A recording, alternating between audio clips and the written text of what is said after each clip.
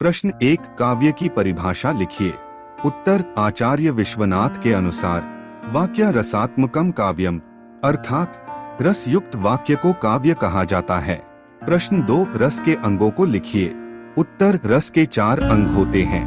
पहला भाव, दूसरा विभाव, तीसरा अनुभाव, चौथा संचारी भाव। प्रश्न 3, हिंदी के प्रसिद्ध महाकाव्यों के नाम एवं उनके रचनाकारों के नाम लिखिए। उत्तर, हिंदी के प्रसिद्ध महाकाव्यों के नाम एवं उनके रचनाकारों के नाम निम्न है। पहला, रामचरितमानस, लेखक है गोस्वामी तुलसीदास। दूसरा, साकेत, लेखक है मैथिली शरण गुप्त। तीसरा, कामायनी, लेखक है जय शंकर प्रसाद। चौथा, पद्मावत, लेखक है मलिक मोहम्मद जायसी। प्रश्न 4, हिंदी के प्रसिद्ध खंड काव्य एवं उनके रचनाकारों के नाम लिखिए। उत्तर, हिंदी के प्रसिद्ध खंड काव्य एवं उनके रचनाकारों के नाम निम्न है। पहला, पंचवटी, मैथिली शरण गुप्त। दूसरा, सुदामा चरित्र, नरोत्तम दास। तीसरा, जानकी मंगल, तुलसीदास। चौथा, ग्रंथी, सुमित्रा नंदन पंत। प्रश्न 5, रस किसे कहते हैं, इसके स्थायी भावों को लिखिए।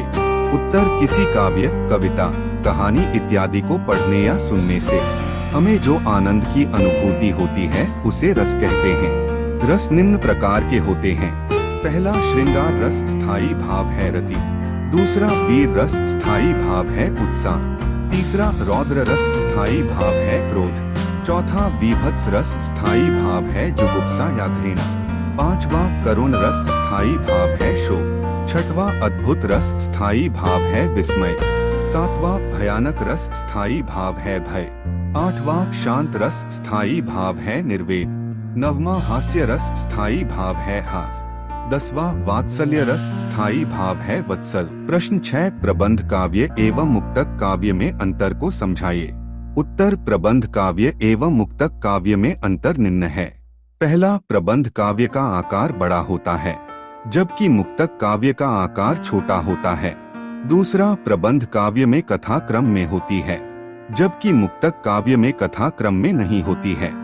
तीसरा, प्रबंध काव्य में किसी महापुरुष के जीवन की अनेक झांकियों को दर्शाया जाता है, जबकि मुक्तक काव्य में कल्पना या भाव का चित्रण होता है। चौथा, प्रबंध काव्य 2 प्रकार के होते हैं, महाकाव्य एवं खंड काव्य। और मुक्तक काव्य 2 प्रकार के होते हैं, गेय मुक्तक एवं पाठ्य मुक्तक। प्रश्न 7, महाकाव्य एवं खंड काव्य में अंतर को समझाइए। उत्तर, पहला, महाकाव्य का आकार बड़ा होता है, जबकि खंड काव्य का आकार छोटा होता है। दूसरा, महाकाव्य की कथावस्तु व्यापक होती है, जबकि खंड काव्य की कथावस्तु सीमित होती है। तीसरा, महाकाव्य में अनेक पात्र होते हैं, जबकि खंड काव्य में पात्र कम होते हैं। चौथा, महाकाव्य में 8 सर्ग होते हैं, जबकि खंड काव्य में कम सर्ग होते हैं। पांचवा, महाकाव्य में अनेक रस एवं छंदों का प्रयोग होता है, जबकि खंड काव्य में कम रस एवं छंदों का प्रयोग होता है। प्रश्न 8, महाकाव्य किसे कहते हैं? उत्तर, वह काव्य जिसमें किसी महापुरुष के संपूर्ण जीवन का वर्णन विस्तार पूर्वक किया जाता है उसे महाकाव्य कहते हैं। इसका आकार बृहद होने के कारण इसे महाकाव्य कहते हैं। इसमें अनेक रसों एवं छंदों का प्रयोग किया जाता है, जैसे रामचरितमानस, कामायनी इत्यादि। प्रश्न 9, छंद कितने प्रकार के होते हैं, समझाइए। उत्तर, निश्चित चरण, वर्ण, मात्रा, गति, तुक इत्यादि की नियोजित संरचना को छंद कहते हैं। छंद निम्न प्रकार के होते हैं। पहला, मात्रिक छंद, वह छंद जिसमें मात्राओं की गणना की जाती है, मात्रिक छंद कहलाता है। दूसरा, वार्णिक छंद, वह छंद जिसमें वर्णों की गणना की जाती है, वार्णिक छंद कहलाता है। तीसरा, मुक्तक छंद, कविता का वह रूप जिसकी रचना छंद विशेष अनुसार नहीं की जाती है, मुक्तक छंद कहलाता है। प्रश्न 10, अलंकार किसे कहते हैं, इसके प्रकारों को समझाइए। उत्तर, काव्य की शोभा बढ़ाने वाले तत्वों को अलंकार कहते हैं। अलंकार 3 प्रकार के होते हैं।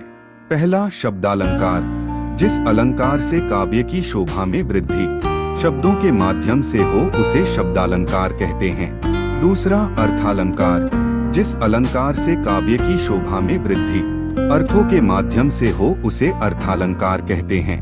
तीसरा, उभयालंकार, जिस अलंकार से काव्य की शोभा में वृद्धि शब्दों एवं अर्थ दोनों से हो उसे उभयालंकार कहते हैं। प्रश्न 11 अतिशयोक्ति अलंकार की परिभाषा उदाहरण सहित लिखिए। उत्तर काव्य में जहाँ किसी व्यक्ति या वस्तु का अधिक बढ़ा चढ़ा कर वर्णन किया जाए वहाँ पर अतिशयोक्ति अलंकार होता है। जैसे पहला उदाहरण, हनुमान की पूंछ में लग ना पाई आग, लंका सारी जल गई गए निशाचर भाग। दूसरा उदाहरण, रणबीच चौकड़ी भर भर कर घोड़ा बन गया निराला था, महाराणा प्रताप के घोड़े का पड़ गया हवा से पाला था। प्रश्न 12 अन्योक्ति अलंकार की परिभाषा उदाहरण सहित समझाइए। उत्तर काव्य में जहाँ अप्रस्तुत कथन के द्वारा प्रस्तुत का बोध हो वहाँ पर अन्योक्ति अलंकार पाया जाता है। जैसे माली आवत देखकर कलियन करे पुकार, फूले फूले चुन लिए कल हमारी बार। नोट, यहाँ माली का मतलब है यमराज, कलियन मतलब जवान व्यक्ति तथा फूले फूले का मतलब बूढ़े व्यक्ति है। प्रश्न 13 मानवीकरण अलंकार की परिभाषा उदाहरण सहित लिखिए। उत्तर जब प्राकृतिक वस्तुओं में मानवीय भावनाओं का वर्णन हो या निर्जीव चीजों में सजीव होना दर्शाया जाए वहाँ मानवीय अलंकार पाया जाता है। जैसे पुलक प्रकट करती है धरती हरित तृणों की नोकों से, मानो झूम रहे हैं तरु भी मंद पवन के झोंकों से, फूल हंसें कलियां मुस्काई। प्रश्न 14 पुरुक्ति अलंकार की परिभाषा उदाहरण सहित समझाइए। उत्तर काव्य में जहाँ शब्दों की आवृत्ति एक समान होती है और अर्थ भी एक समान होते हैं उसमें पुरुक्ति अलंकार पाया जाता है। जैसे मधुर मधुर मेरे दीपक जल, सुबह सुबह कर सैर सपाटा। नोट, मधुर मधुर तथा सुबह सुबह में पुरुक्ति अलंकार है। प्रश्न 15 मुहावरे और लोकोक्ति में अंतर को समझाइए।